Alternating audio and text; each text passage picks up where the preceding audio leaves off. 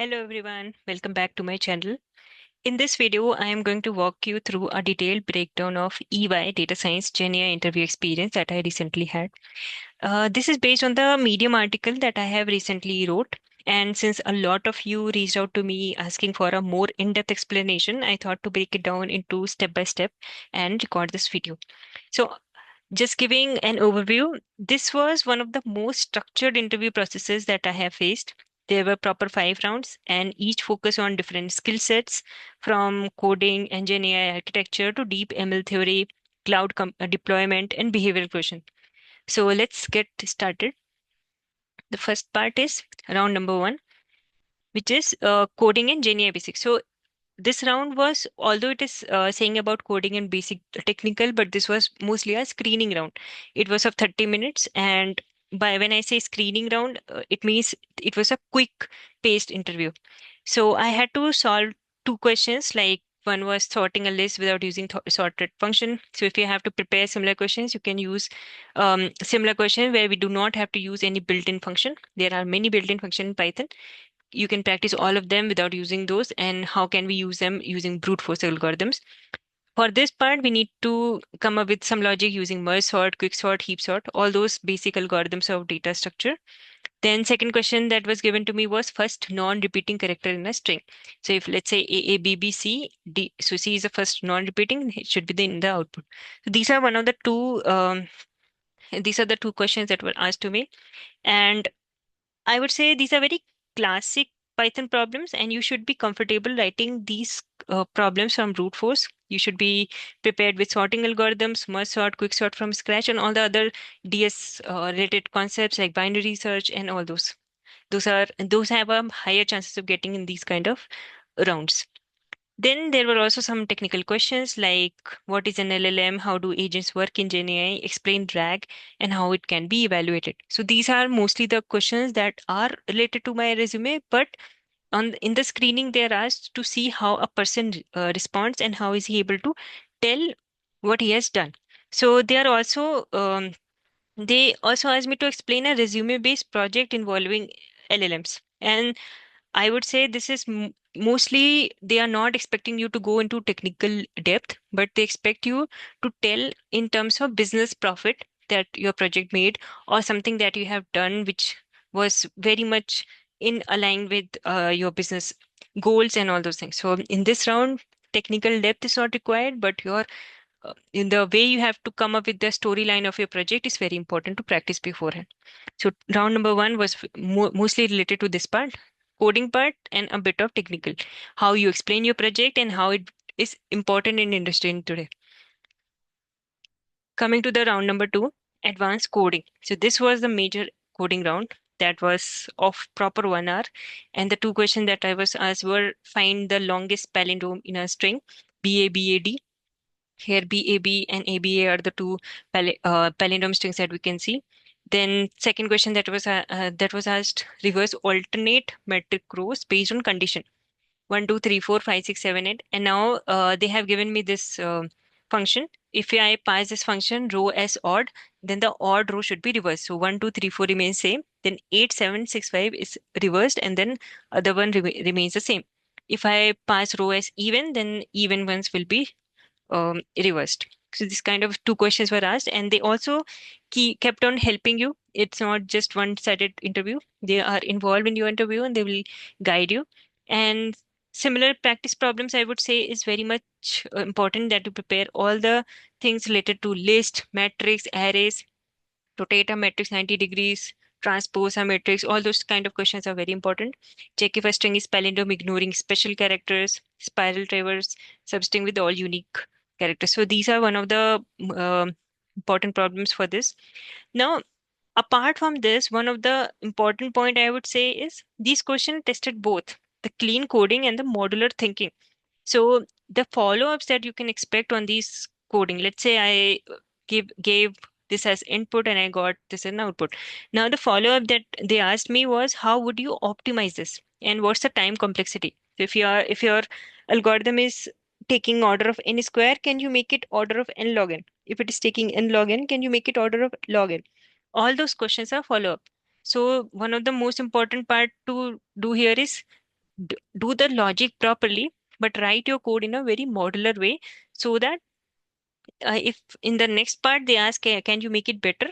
Then you can think of how we can improve on it using removing the loops. How can we improve the scalability part of it? Can you make it better? So while preparation, whenever we are preparing, do not just focus on the logic, but also focus on the modularity part of it. Also focus on how can I make it better part of it. And the third is how can this be scalable? So in case tomorrow some big input comes, how will I make it faster? All those things, if you are preparing, if it there are chances they may ask you, since it was an advanced coding round, so there are chances they may ask you, and if you are prepared with it, this is a win-win. Then coming to round number three is deep technical Gen AI ML cloud, and this was the proper technical round on generative AI and mostly focus on my resume. First one is generative AI large language model. They asked me questions like how do agents work inside a Gen AI pipeline? What are ways to evaluate RAG performance, RAGA as precision at the rate K, recall at the rate K? How do you reduce latency in LLM-based systems? These are all the questions that are generally important and resume based. So most of these things are written in my resume. So they were asking these kind of question, but you need to be ready to draw and explain the full RAG architecture from retrieval to generation. Any of the interview rounds in any of the other companies as well, they may on the spot ask you to share your screen and draw the architecture of RAG by using the blocks and all those things, rectangles and all those things on the spot. So you should be ready to draw and explain. Then second part of it was LLM engineering and mathematical depth. So here they asked me how do tokenizers work, explain the difference between fine tuning and prompt engineering, what is the difference and what are the pros and cons when to use which fine tuning and prompt engineering basically. Then how do you compress and or quantize LLMs to make them faster? These kind of questions were asked. Then they moved on to machine learning and deep learning based questions. So there was a project in my resume on CNN. So they started asking about CNN architecture layer by layer, difference between convolution and correlation, canny edge detection algorithm that I have used, then difference between RNN and LSTMs, how memory and state updates work, then discriminative and generative model, what is the difference, when to use which, all those kind of questions. Then fourth part, they ask me a use case. You may be given a real world Gen AI problem and they can ask you a question like, how would you solve this end to end? So they want to hear your reasoning, your trade-offs, your metrics for evaluation, and how you actually think when a problem is in hand and how you start approaching towards it. So here you need to prepare your resume very well. So if you are able to explain your projects well, then you will be able to explain even their projects well. The use case case study they give in the hand. And the fifth part, they asked me cloud and deployment. So how would you deploy an LLM-based app on Azure? They were using Azure, so they were more focused on Azure. And even it was in my CV. What steps are needed to productionize a Gen AI pipeline? How would you handle latency, scalability, and monitoring? So if it's in your resume, this is a tip for this round. They will ask in deep for everything that is there in your resume. So you need to draw system diagrams, prepare them well, explain bottlenecks, explain the difference in each of the concepts, and tell the alternatives. What can be other way if you could not do this way, then what else? So all those things, revise thoroughly, prepare thoroughly. This is one of the most deep interview round. Then coming to the next round. Round number four, managerial and behavior. This was a 30-minute round, and this was mostly focused on soft skills. And they asked me questions like, tell me about a time when you worked with cross-functional teams. So the person who was asking these questions, he was the manager. And if I was selected, I was going to be working under him. And how do you handle tight deadlines or pressure? What excites you about this Gen AI role at UI?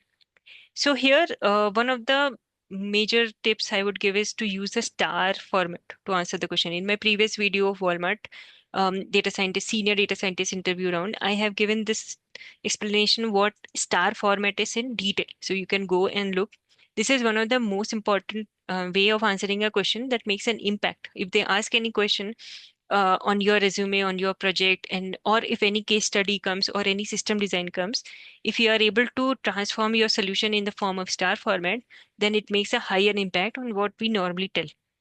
So also be ready to talk about how you stay updated with AI, Gen AI trends, and how would you be contributing to consulting based Gen AI solutions. So here they are also looking for the same. So that is one tip I can give for this round. Coming to the last round, which is HR round, this was a very short round and kind of a phone call, but you can open your camera and all. And the discussion mostly focused on salary, joining timeline, location preference. Pretty straightforward, but stay professional and tell about your expectations clearly. So, final tips that I would say or give for this round, which is EY's Gen AI interview or any other similar round that you are going to attend, that build strong Gen AI projects, first of all, that goes in your resume. So, especially around RAG, agent pipeline, and real world application matter more than just toy examples. So, if you have really done something, that will make a higher impact.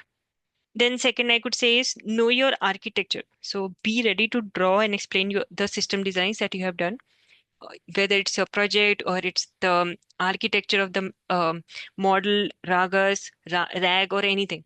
If you can explain in the visual, it gives more impact. Third is think like a consultant, since this is a consulting company. So just don't think about models. Explain why did you choose them, how it can solve a business problem, and what impact they can have. Then fourth, I would say stay updated. Tools like LangChain, Llama Index, Files, Raga, stay updated and try them out yourself before preparing for the interview so that you have more knowledge than just theory part of it. And own your resume. This is the most important tip and the final tip, that every project on your resume should be very well prepared, and it should be on a win-win side. If they ask anything related to it, you will always own it. You will always be able to defend it. So explain the tech part of it, explain the challenges, explain the impact, and if possible, tell it in a format of star: situation, task, action, and result. And in that way, if you are able to tell you, it's going to make a higher impact. Yeah, I hope this is enough for this article. So yeah, I hope this detailed walkthrough help you prepare for EY or any Gen AI focused data science role. If you find this useful, please give it a thumbs up and share it with other people who are preparing. And don't forget to subscribe. And I will be sharing more such breakdowns of different articles that I have written, so that anyone who is preparing and not able to get a bit part of it can see this video and learn more. And if you have got any question, please drop them down in the comments. I will reply to all of them. Thank you for watching and all the best for your preparation. Stay updated and learn. Thank you.